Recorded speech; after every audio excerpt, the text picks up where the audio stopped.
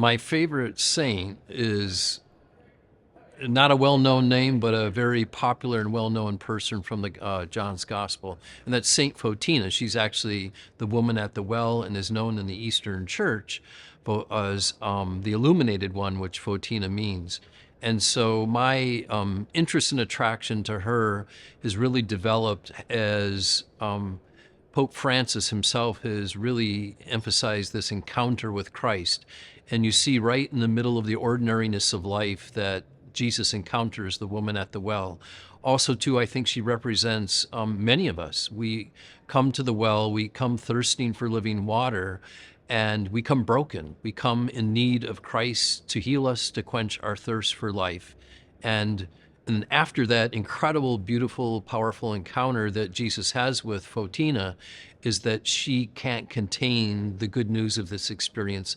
And she becomes one of the first, or maybe the first disciple in the gospel to run and tell others about the good news of this great man that she encountered. My episcopal motto comes from the words of John the Baptist in the Gospel of John: "He must increase and I must decrease."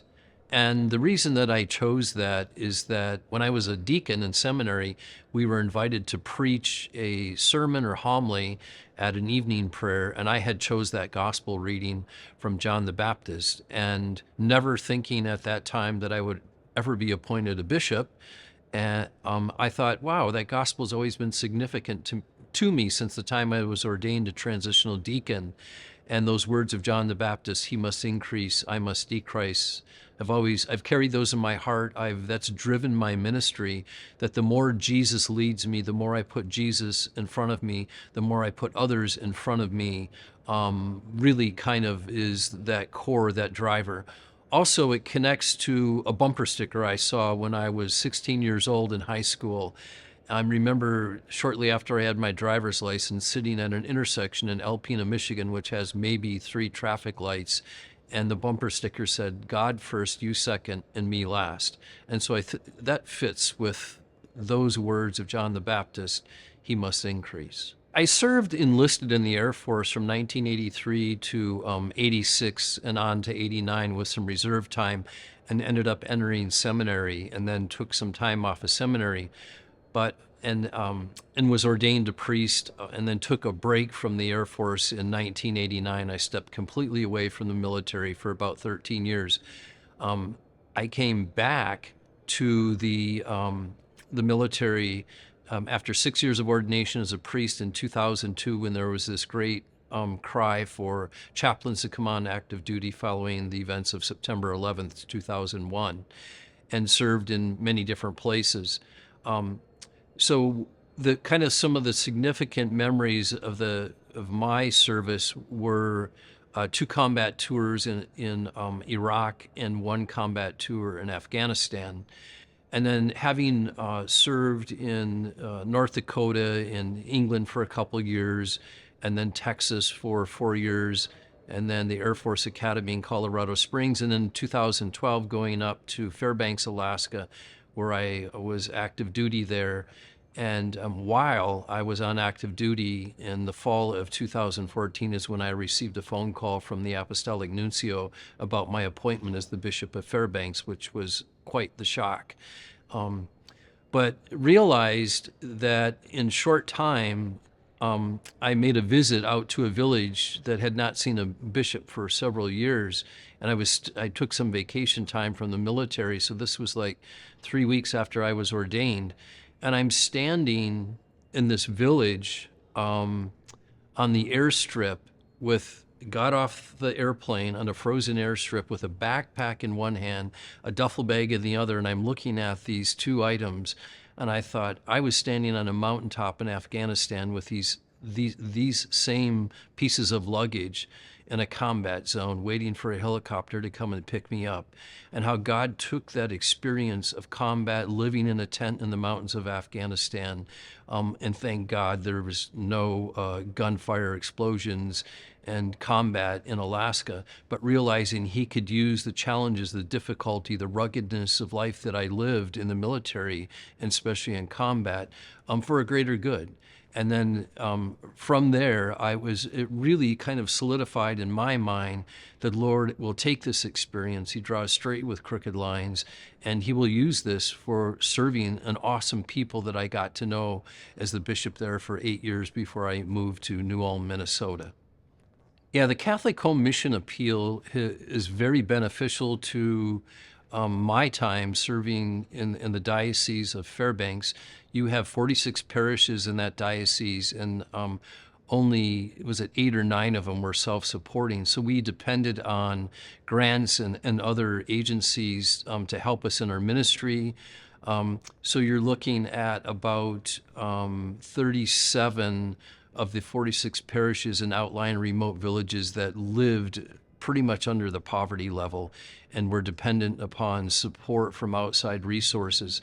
So Catholic Home Missions was very involved, very influential, supportive in our Native Deacon formation program for catechetical training that happened ongoing out in the remote villages, and travel for priests. I mean, a variety of different things that were absolutely necessary for us to continue our mission work in those remote villages to primarily Inupiaq, Yupik natives and Athabaskan Indians. So, and in the Diocese of New Ulm, where I currently reside, they've been very instrumental with our communications office, youth, young adult office, and ministries throughout the whole diocese, where it's a very rural area. In fact, there's not one city within the Diocese of New Ulm that's over 20,000 people. And when you drive around the diocese, it's just hundreds of miles of cornfields and soybean fields. But people that have a great faith, they don't have the luxury of a large city with maybe more substantial donors, but these grants that we get from Catholic Home Missions are very significant in providing different needs for our ministry and outreach within the Diocese of New Ulm. When I was ordained the bishop in December 15th of 2014 for the Diocese of Fairbanks, because it was predominantly Native Alaskan, they invited me. It was sometime, I think, in February of 2015, to be part of the Subcommittee on Native American Affairs for the U.S. Conference of Catholic Bishops. And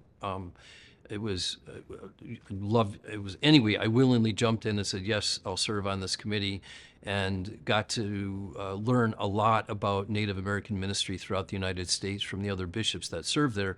And also there are lay consultants that also serve on that committee. So up to this fall, I'll have served there 9 years and then 3 years as the chair. Back in March of 2019, we held a listening session in Phoenix, Arizona, where Catholic Native leaders were invited from different parts of the United States. And I can't remember, there must have been 25 or 30 of them. And in that, there were about 8 or 9 bishops, and it was really a listening session. We didn't do any presentations. We listened to them talk about different topics of concern, them voice what they saw as their pastoral needs, and where the church maybe has neglected them, and also what the church can do moving forward. They emphasized, yes, some traumas, hurts from the past, but even a greater emphasis on a path to hope, reconciliation, and healing as we move forward. So I think from that listening session, which we took their pastoral concerns very seriously, we formed this document. Father Carson worked with different Native peoples that he had pointed to an ad hoc committee to actually write the document itself. So it's their voice. And it's from that document that we present, called the Pastoral Framework for Native American Affairs, Keeping Christ's Promises, is that each bishop can take this document and use that for his diocese and the unique needs of those Native communities. Because within the United States, you have about 574 federally recognized tribes. And there's no way one document can meet the diversity of all of these Native tribes, but the framework can provide a platform for dialogue, a platform to meet their pastoral needs. On September 27th of 2022, I was installed as the Bishop of New Ulm after having served 8 years as the bishop in the Diocese of Fairbanks. And as I look back on my 8 years of ministry in northern Alaska, it was serving predominantly Native Alaskan communities. And what I saw were great blessings, sacred footprints that were just left in my life that I would carry with me for the rest of my life. And it brought me back to the very beginning, that when I entered into that job as the bishop, or that vocation and honor of serving that unique cultural group of people, I approached it with an open heart and mind that I was entering a different culture, and that I had an opportunity to learn something from these people. I did not go in there with the attitude I was going to bring God or Jesus to them, but that Jesus lived among them, and I wanted to hear how they experienced that, and I got to see that. I would go fishing with them, I would go hunting with them, I would go berry picking with them, and they call that a subsistence way of life, as they lived off the land. And very quiet people, but they taught me a lot. They taught me a lot about living close to the earth, living close to God.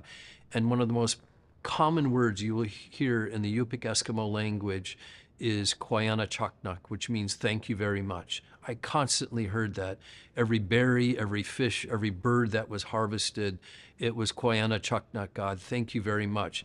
And so what I carried from them was this attitude of gratitude and thankfulness. Their culture is a great blessing.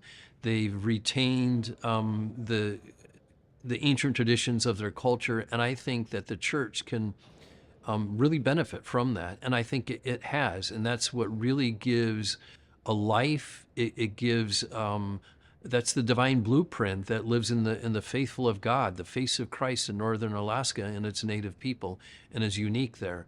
So that was even more accentuated when I went on to New Ulm and was in a completely different milieu or environment, seeing that native footprint and how that thankfulness for everything in God's creation, especially the earth, as they honored the environment, and thanked God daily for that. So I left a very blessed man. My favorite thing about being a bishop, oh my gosh. Pope Francis, I remember in an interview with a group of children, a 9-year-old boy asked him a question, what do you like most about being the Pope? And he said, being a priest. And so when I'm asked, what do you enjoy most about being a bishop? I would probably say it's being a priest. And oftentimes when you're in a smaller diocese like New Ulm, or when I was in Alaska, you spend a lot of time doing regular priestly duties. But as a bishop, you get to go and visit every parish in the whole diocese and see the uniqueness of each parish, the uniqueness, maybe cultural differences, ethnic influences. And so that really has been a great blessing. I really enjoy doing confirmations because you get to meet young high school kids and spend a little bit of time talking to them. So that's been an enormous blessing. And then I've been about 1.5 years in the Diocese of New Ulm, and that has been an opportunity to just meet new people, new families. And so God, everywhere you go, you're always going to find great families. Learned that serving 15 years as a chaplain in the Air Force. So, yeah.